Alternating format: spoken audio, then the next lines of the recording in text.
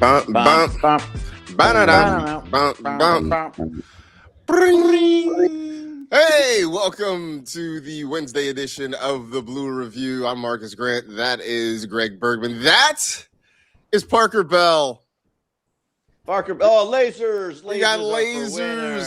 Lasers are for winners. One last time with Parker for the lasers.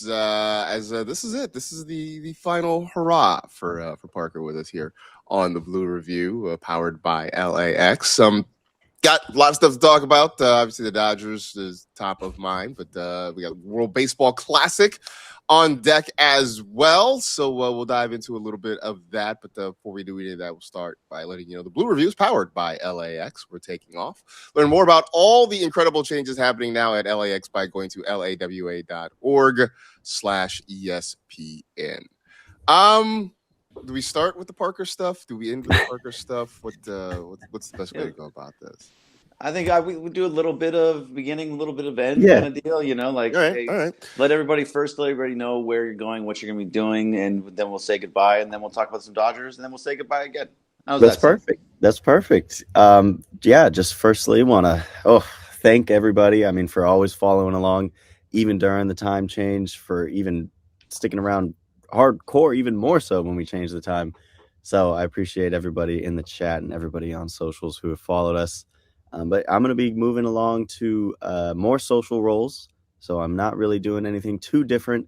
It's just with a competitor this time. So I'll be doing a lot of socials for the Sports on Prime accounts. So if you want to find some of my work, check out NBA on Prime, Sports on Prime. I'll be in the studio a couple days, kind of messing with Dirk. Tell Dirk we said what's up.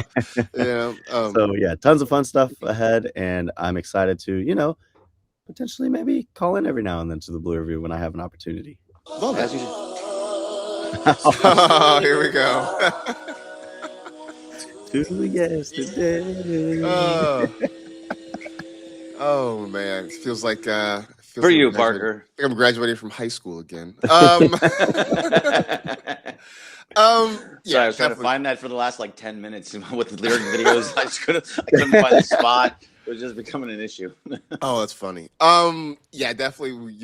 We are very happy for you. We're proud of you. We're definitely going to miss you here. But yeah, I hope this is not the last time we hear from you here on this show, or just in general. We'll still bug you about the Angels or something. I don't know.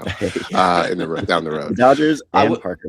Yep. Yeah. I don't know. I mean, what do we do, Marcus? Is it after this show is over that it's just Dodgers and Parker gets pulled off of it, or do we leave? I don't know. I feel like I feel like meet Dodgers and Parker. Yeah, I was thinking about that yesterday. I don't know. I don't know what happens to the text thread once this is all said and done. I don't know. I feel like we can still include him in some of these things. I don't know if he wants to you, really. I don't know if he wants all these Dodger. I don't know if he wants the day-to-day of it. Right. Maybe we start just building out an even bigger, just all the rotating casts just start becoming one group chat that just one large group chat. Yeah, that'll be fun. Let's get to it. Yesterday, the Dodgers, a 5-4 winner over the Guardians down in Arizona.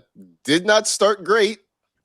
No, that's one way to put it. Roki Sasaki got knocked around in the first inning, gave up a grand slam. Settled back in, had a good second inning, got out of that relatively unscathed. So, Greg, you sent this morning a link to a pitching ninja side-by-side of Roki's mechanics in the postseason last year versus what we've seen so far in spring training. There were some differences. Was this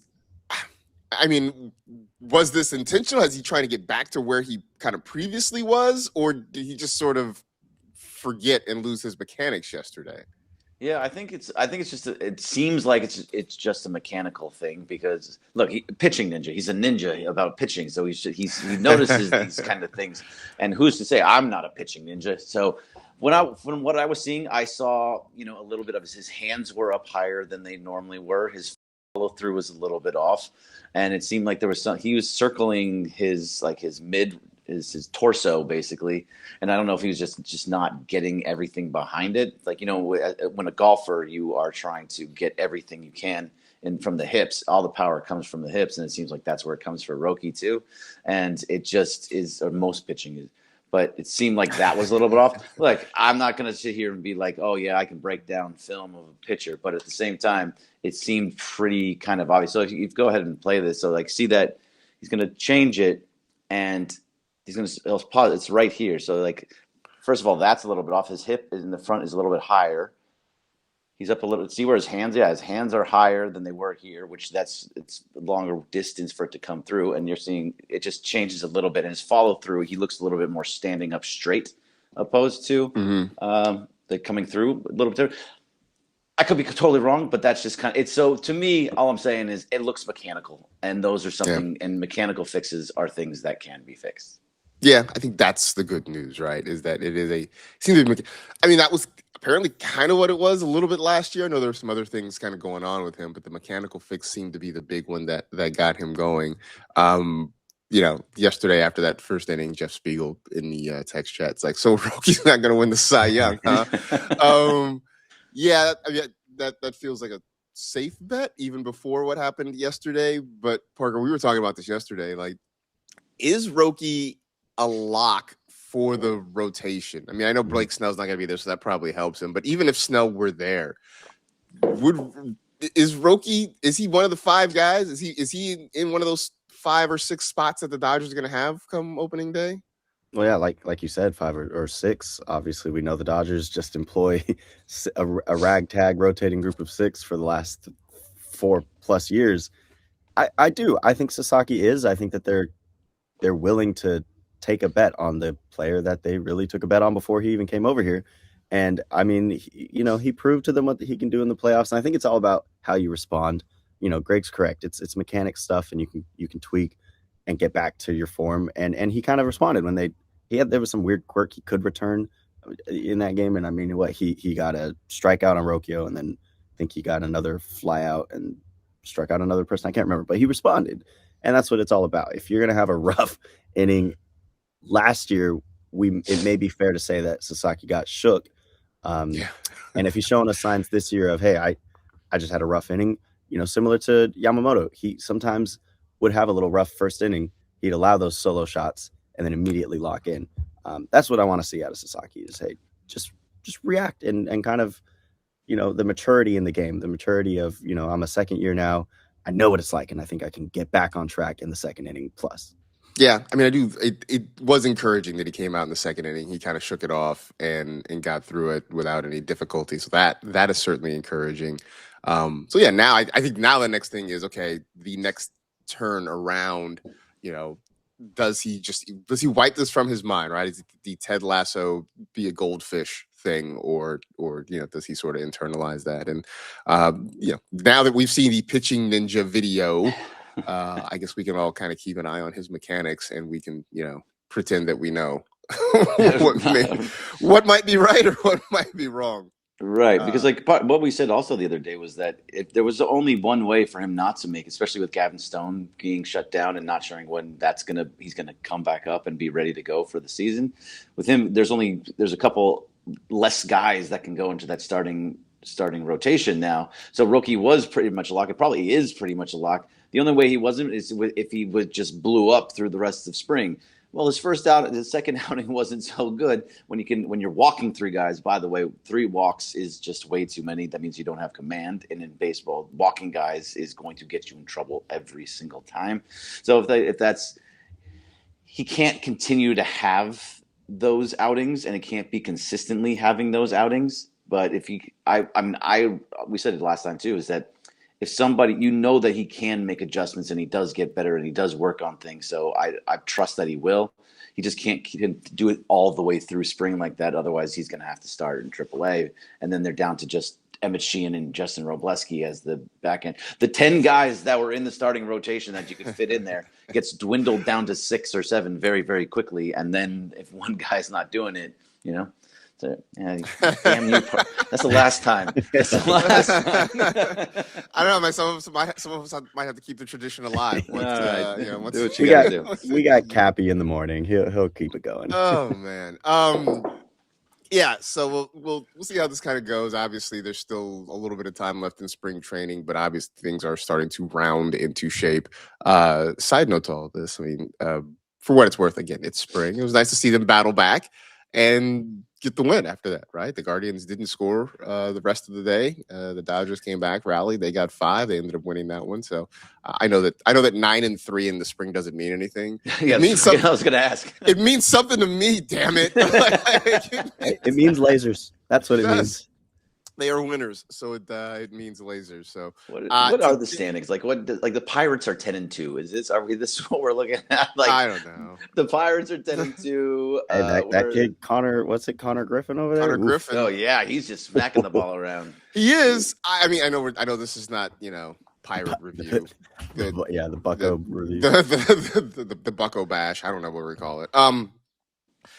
But it is interesting because there's a lot of chatter that maybe they send Connor Griffin to AAA, like they kind of manipulate his service time, sort of thing, and that all the real observers, people who watch the Pirates and watch this kid, say that he's ready and should be in Pittsburgh for the season opener, but that there's a chance that the Pirates might make up some BS excuse to send him down in favor of somebody else. Well, what is it like? You have to go be down there for a month, and then your service time doesn't start as a month or 2 months, something along like those that. lines. That's whatever. It was Chris Bryant. Remember with the Cubs, they did that with him too, where they kept him down, and then they brought him up like a month or 2 later, so that his service time didn't actually start until he came, and you get an extra year out of him. Yeah, it's such nonsense. This is why we're going on.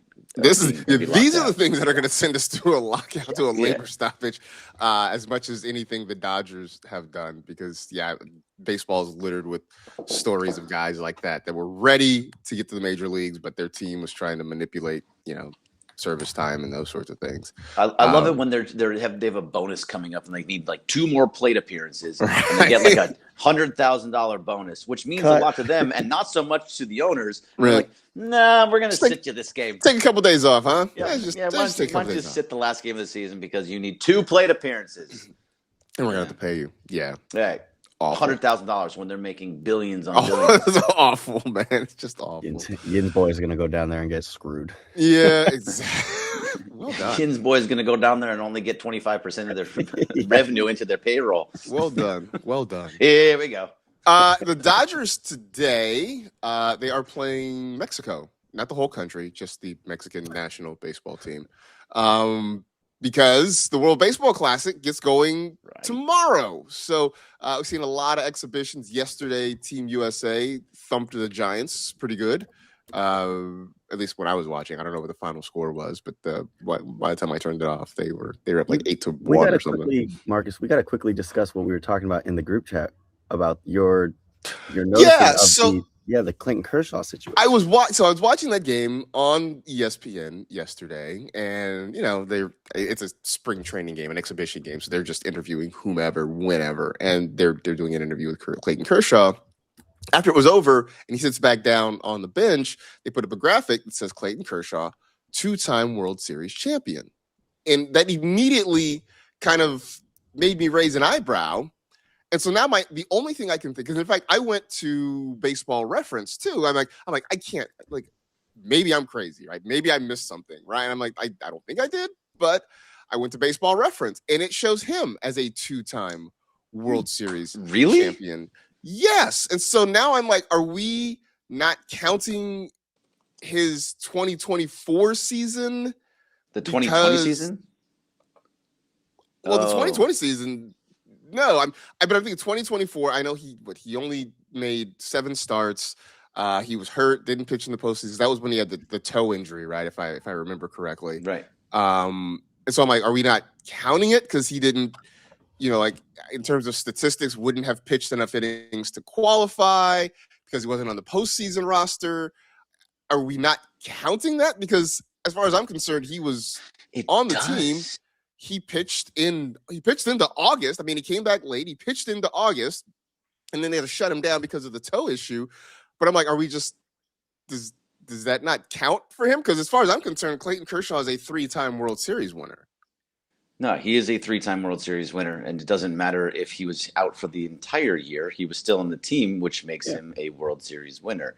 That's like we had it's random, but we had Jim McMahon at Yamava on the Super Bowl, and he's a two-time Super Bowl winning. But that's because he was on the Green Bay Packers, I think it was, and Yeah. and that was it. Like he went, so he won a world. He didn't actually play. He wasn't in. He Right. wasn't in the Super Bowl, but he's a two-time champ because he was on the team. Mm. You get the win. He won in 2020. He won in 2024, and he won in 2025. So I blame the therefore, Giants. he's a three-time. This is You know what? I'm gonna be a full-on Karen here. I'm gonna do this. I'm gonna copy the web. I'm gonna take the reference page. I'm gonna go on Twitter and say, "Hey, Baseball Reference. Clayton Yes. Kershaw is a Explain three-time World yourself. Series."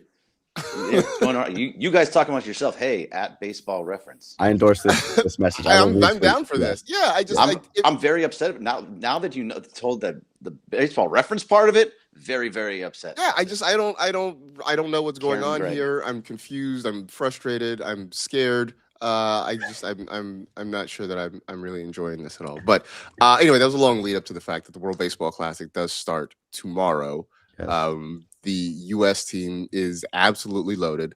The Japanese team, they are the defending champions. In fact, Japan has won it three times. This is only the sixth iteration of the tournament ever. Japan has won three of the first five. They have had obviously three of the five MVPs. I went back and looked. Daisuke Matsuzaka, the only two-time winner of the World Baseball Classic Most Valuable Player Award. Daisuke. Daisuke, yeah. That was they won the first two, if I remember correctly. No shock that Shohei has a WBC MVP under his belt. The best moment in World Baseball Classic history. You know, I was gonna say, like, Ohtani at bat. I feel like that's the one that is, to me, the moment that kind of really put the tournament sort of on the map, right? I mean, Joe Pac-Man, his catch, his home run robbery, I think what was on Manny, that was exciting. But those are U.S. biased, of course. Right. But I mean, I think that's the thing, though, right? Because we were going to remember the U.S. moments more than anything else. But this was sort of it was not a great moment for the U.S., right? It was Japan triumphing. But it involved two major players from different sides, with Shohei striking out Mike Trout, who were teammates, or two of the best players in the game. That, to me, was kind of the signature moment in this whole tournament. So, but I got to ask, is Japan the favorite again because they're the champs, or, you know, does the U.S. get an advantage from being on home soil for this thing? So I was looking it up actually yesterday because I didn't really know too much about the WBC. I watched, I didn't like it for a while until was it in 2022 or 2023? It was 2023, right? It was 23. Okay, it was 23. Yeah, 23. I was like, I'm not watching this. I don't feel like, and I started watching it, and I got really excited and into it. So now I'm actually into it when I never really watched it before.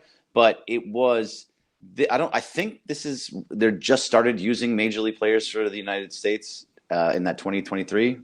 I might be wrong because, again, I wasn't paying attention.